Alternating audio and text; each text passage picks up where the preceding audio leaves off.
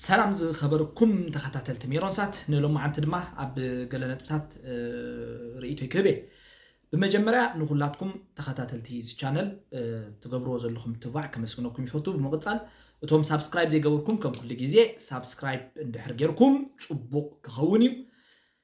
مدباتنا دما كم زب مقبار كنعبيون نابزلع على الطرز خنبصحنينا مالتي لو ما عنتي وصي خمزلو تخطاتلكم خمزلهم وجل ويدما سرعة prosperity party سرعة بلصقنا مجلصي اوصي له مالتي دنقنت مجلص انت يزبل بحصر زبل كترغو من كلو مسي ኤርትራ عرق خنقبر دلواتنا علاماتون كزراربانا زبل حلوساي حجز حلوسا سلمتاينا حلوسا نبلو مسيلكم ابي احمد ناي مدنغار سلطو بمتاي زقصلو زلو بقانقو امحرኛ خطكوسي خزمتي خورر يبلنا بقانقوا انجليزيኛ دما سلام زبل صاوعي تقبر مالتي حج بوليتيكا كل غزي انتايو مبزحتو غزي حدا زخونه زي حقاوي ورار كتفصم تدلمو اقديمكا كن حصوب كم بيلاطوس كتمثل تفتن مالتي ازي سلتي مدنغار ايلو زحسبو يخون زخل مالتي برايم مينستر ابي احمد سرعات بلصقنا ويد ما ابي احمد بزخوين بتي كوينات كيهلون تدليو تي مغلص خوص زغبو نصوري سلما ኤርትራ حرام لولاويتن هاجريا بمسواتن قال سندق ادم حرا خوينا እዚ ማለት ብዙሓት ኢትዮጵያውያን ኤርትራ ኣብ 1991 ወያነ ንናጽነት ኤርትራ ወያነ ዝመጣውልና ህያቢ ዝመስሎ እዚ ግን በመሰረቱ ጌጋይ ከም ትኩል ጊዜ ንገልጾ እና ኤርትራውያን ናጽነትና ዝረኸብና በመስዋዕትናን ቃልስን ናይ ህዝብናን ስለዚህ ስርዓት ብልጽግና ነዚ ኩንነትና ኤርትራ ተቀቢሉ ብዛዕባ ሕቶ ባሕሪ ዝብል ህልወሳ ሕግ ዓለም ዝጥሕስ ካርታ ዓለም ዘነቃንቕ ብዙሕ ፖለቲካዊ ሽግር ኣብ ቀርና ኣፍሪቃ ክፈጥር ዝኽእል ተኣፋፍ ዝኾነ ናይ ቆልዑ ኣጀንዳ ምልዓል ገዲፉ ኤርትራ ሉላዊት ሃገር ሉላውነት ኤርትራ ምጥሓስ ትርጉም ከም ዘይብሉ ምስ ህዝቢ ኤርትራ ሓቢርካ ብምስራሕ ድማ ዕቤት ክርከብ ከም ዝከኣል ዝኣመሰለ መርገፂታት ምዝሕዝ ናብ ትኽክል መንገዲ ክምለስ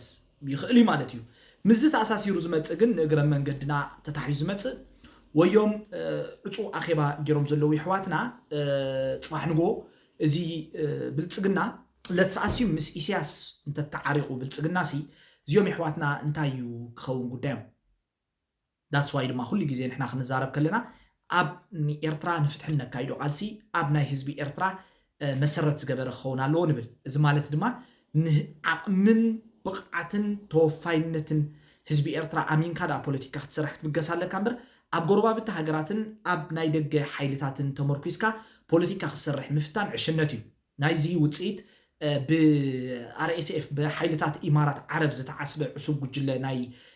ሓመድ ዳግሎን ወላ ሓመድ ደጋል ዝበሃል ሰብኣይ ብኢማራት ተዓሲቡ ኣብ ሱዳን እንታይ ይፍጽም ኣሎ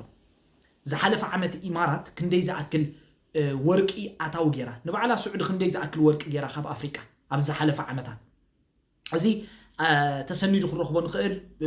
ከም ፀሓይ ዝደመቐ ሓቂ ኢማራት ዓረብ ኣብ ሱዳን ምትእትታው ብምግባር መንገዲ አርኤስኤፍ ኣብ ዝተፈላለዩ ሃገራት ኣብ ሱዳን ጥራሕ ኣይኮነን ኣብ በዓል ከም ጫድ ማሊ ዝኣመሰሉን ናይ ወርቅን ናይ ኣልማዝን ካልእ ንግድታትን ተካይድ ሃገር ምዃና ኣብ ቀርኒ ኣፍሪቃ ነዚ ዘይፈልጥ ፖለቲከኛ ወይ ኣብ ፖለቲካ ግደስ ዝብል ሰብ የዋህ ጥራሕ ስለዚ ካብዚ ንመሃሮ ነገር እንታይ እዩ ብናይ ደገ ሓይልታት እተመዊልካ ወይ ድማ እንዳተደፋእካ عسكرك عندها عشكر كونكا التكايدو بوليتيكا موداتو نزب السودان زلو خناتات يزفتر سلازن احنا ايرتراوين لما كل جزء بوليتيكانا وننت بوليتيكانا بعلنا نكون بحريانان بجزاء فقدنان نكايدو نزورو ناي فتحي قالس نكايد يقبا نزل مقبار دما كاب صلوا قداماوين حيلتاتن متأتتاو قداماوين حيلتاتن هاجرنان قالسنان حرخ قبري يقبا انت زي كوينو جن هاجرنا متصاوتي معندري كم بعل داغلو حمد داغلان ديو على جلز بحال مرحنا اريسيفن نعوز مسلو اشبرتن كوينات ترف مالتي سلازي ناي دغ حيلتات كل غزي اصوارم كشطول كان افتنسخات فترو تاغدو كوينات حد حدما ورق خان نبرت كان كغبطو دامبر بفصم نربحنا يتهزبن هاجرن حاسيبهم زمطول كا ديمقراسي زمطول كا سلام يلن ايكلوني بمسرته قالس ህዝቢ ኤርትራ ኣብ ዝሓለፈ 30 ዓመታት ናይ ገድላው ቃልስና ተርኢና ገድላው ቃልስና ሕወት ዝኻለ ኣብ ገዛእ ርእሱን ኣብ ገዛእ ተኽእሎታቱን ኣብ ገዛእ ዓቕምታቱን ስለዝኣመነ ጥራሕ እዩ ስለዚ ነፍሲ ወከፍ ኤርትራዊ ንፍትሒ ይኹን ኣብ ኤርትራ ለውጥ ከምፅእ ዝደሊ ድማ ኣብ ገዛእ ህዝቡን ኣብ ገዛእ ዓቕሙን ክተኣማመን ይግባእ እንተዘይ ኮይኑ ግን ጽባሕ ንጎ ምናልባት አብይ አሕመድ ምስ ኢሳያስ እንተተዓርዮ እዞም ኣብ ኣዲስ ኣበባ ዓስኪሮም ዘለዉ ይሕዋትና ዕጮም እንታይ ይኸውን ስለዚ ነብሲ ወከፍ ኤርትራዊ መንእሰይ ዝገብሮ ዘሎ ተግባር ዝኾዶ ዘሎ ጉዕዞ ኣርሒቑ ክሓስብን ኣርሒቑ ክጥምትን ይግባእ መፃወቲ ውሑዳት ተበለፅቲ ከይንኸውን ክንጥንቀቕ ይግባእ ማለት እዩ መፃወቲ ተበለፅቲ ዝኾነ ዜጋ ውዒሉ ሓዲሩ ክሳራ እዩ ትርፉ ዋግኡ ማለት እዩ ስለዚ እዚ ናይ አብይ አሕመድ ዲስኩር ክንብሎ ንኽእል ኢና እዚ ስቑኢሉ ደሽኮንድሮ ዘሎ የማን ፀጋም ናይ ዓቕሊ ፅበት መግለፂታት እዩ ብቐዳማይ ንዲፕሎማትን ንገለ ንኣኪቡት ሚኒስተር ጉዳያት ወፃኢ ገለ ዝበሃል ዳረጋ ሽጉጥ ኣልዒሉ ፈኸራ ገብር ነይሩ ባሕሪ ተዘይወነና ኤርትራ ከምዚ ጌራትና ኤርትራ ከምዚ ጌራትና ዝብል ፅንፅዋያዊ ዓይነት ዛንታታት ይሰብኮም ነይሩ ኢትዮጵያ ብዛዕባ ዋንነት ባሕሪ ኣልዒላ እትገብሮ ዘላ ምትኹታኹ ግን ዓለም ሙሉእ እዩ ዝርኦ ዘሎ ስለዚ ንሕና ክንብሎ ድግባአና ወይ ክነስተውዕለሉ ዘለና በዚ ሸፈጥ ወይ ከዓ ምድንጋር ናይ አብይ አሕመድ እዚ ታክቲክ ኦፍ ዳይቨርዥን ድብሎ እዚ ዳይቨርዥን ንምፍጣር ዝግበር ዘሎ ህልወሳ ብሓፋሽ ብንቕሓት ክዕዘቦ ይግባእ ማለት እዩ ምስ አብይ አሕመድ ክንሰርሕ ኢና ዝብሉ ሓይልታት እውን ኣስተውዒሎም ክሓስቡ ይግባእ ፀረ ልኡላውነትን ፀረ ረብሓ ህዝቢ ኤርትራን ይኸዱ ከም ዘለዉ እውን ክፈልጡን ይግባእ ንሕና እውን ከነስምረሉ ይግባእ ማለት እዩ ካልእ ክንብሎ እንደሊ ነገር እንተሎ ኩናት ዓዲ ይዕኑ ህዝቢ የብርስ ኩሉ ነገር ይዘበላሹ ስለዚ ኩሎም ሓይልታት ካብ ኩናት ክቁጠቡ ንዓና እውን ኩናት ከም ህዝቢ ኣዝዩ ሓደገኛ ዘይርብሕ ንዝመፅእ 100 ወይ 50 ዓመት ኩናት ንድሕሪት ክመልሰና ዝኽእል ሓደ ተኣፋፊ ነገር እዩ ስለዚ ኩናት ኩሉ ሰብ ክፅዮኖ ይግባእ ህዝብታት ቀርኒ ኣፍሪቃ ድማ ካብ ሕሉፍ ተማሂሮም ንኩናት ኣይፋል ክብሉ ይግባእ ኣብቲ ዝውላዕ ኩናት ዝጠፍእ ህፃን ኣሎ ዝስንክል መንእሰይ ኣሎ ተዓውር ጓል ኣንስተይቲ ኣላ እግሩ ዝቁረፅ ወዲ ተባዕታይ ኣሎ ደቁ ዝስእን ወላድ ኣሎ ደቃ እትስእን ወላዲት ኣላ ስለዚ ኩናት ኩሉ ግዜ ብጀካ ክሳራ መክሰብ የብሉን አንፎርቹኔትሊ ዕድል ዘይክንገብር መራሕቲ ቀርኒ ኣፍሪቃ ወይ ድማ ብከብዶም ካብ ከብዶም ኪንዮ ናቶም ኣንነትን ከብዶምን ኣርሒቆም ዘይሓስቡ ኣብድታት ፖለቲከኛታት ቀርኒ ኣፍሪቃ ኩሉ ግዜ ኣብ ኩናት ንዓና እንዳሸኸሉ ሸመታ ኣፅዋር እንዳገበሩ ነቶም ሸየጥቲ ኣፅዋር ከኽስቡ ዝተዓሰቡ ዕሱባት ምዃኖም ክንርሲ የብልናን ስለዚ መንእስያት ቀርኒ ኣፍሪቃ ንኩናት ኣይፋል ክንብል ይግባእ ኩሉ ግዜ ማለት እዩ ብፍላይ ከዓ ብወገን ብልፅግና ወይ ድማ ብወገን አብይ አሕመድ ዝለዓል ዘሎ ምትኹታኽ ደረቱ ሓሊፉ ስለ ዘሎ ህዝቢ ዓለም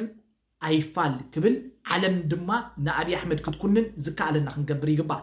እቲ ክተት ዝብል ዝሓለፈ ዝገበርናዮ ፃውዒት እውን ነዚ ንምምእዛን እዩ ነይሩ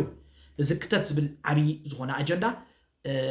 ብዙሕ ሰብ እውን ዝተኸታዓሉ ኣብ ግዜኡ ሕጂ እውን ቀፃሊ ብዝተፈላለየ ኣገባብ ክስራሓሉ ዝግባእ ክተት ኣንጻር ኩሉ ብድሆታት ማለት እዩ ስለዚ እዚ ናይ ብልፅግና ሸብዳዕዳዕ እዚ ናይ ብልፅግና ናይ ኣውያት ዝመስል ድምፅታት ነብሰ ምትላል እዩ አብይ አሕመድ ነብሱ ካብ ምጥባርን ካብ ምትላልን ሓሊፉ ድማ ዝበፅሖ የለን ማለት እዩ ዘርክቦ እውን የለን ከውርዶ ዝኽእል እውን የለን ንምንታይ እንተልና ምክንያቱ ብውሽጢ ክፍኣት እንዳዓለምካ ብደገኻ ፃድቕ ምፅዋት ንህዝቢ ኤርትራ ናይ ነዊሕ ዓመት ተመክሮ ዘለዎ ህዝቢ ስለ ዝኾነ ንከምዚ ዓይነት ናይ ምትላል ናይ ምድንጋር ናይ ህልወሳ ናይ ኣሽክዕ ክትፃወት ምፍታን ፖለቲካ ህዝቢ ኤርትራ ንዝሓለፈ 80 ዓመት ዝነቕሓሉ ኣነፂሩ ዝፈልጦ ፖለቲካ ስለ ዝኾነ ብከምዝን ወዲ ከምዝን ክድህለል ዝኽእል ህዝቢ ኣሎ ኢሉ ብልፅግና ፓርቲ ክሓስብ የብሉን ምናልባት ንገለ የዋሃት ወይ ከዓ ንገለ ዓለማት ከታልል ይኽእል ይኸውን ወይ እውን ነቶም ዝደፍእዎ ዘለዉ ሓይልታት ወይ እውን ንገዛእ ርእሱ ኢማራት ዓረብ ኣብ ሱዳን ትገብሮ ዘላ ነገር ተርኢናዮ ኣብ ኢትዮጵያ ከምኡ ንኸይመፅእ ኢማራት ዓረብ ንኢትዮጵያ ተሓልየሉ መንገዲ ከምዘየለ ኩሉ ሰብ ክፈልጥ ይግባእ ሱዳን ናበይ ተቐይራላ ናብ ገሃነም እሳት ስለዚ ንሕና ኤርትራውያን እውን ኩሉ ግዜ ኣርሒቕና ክንሓስብ ይግባእ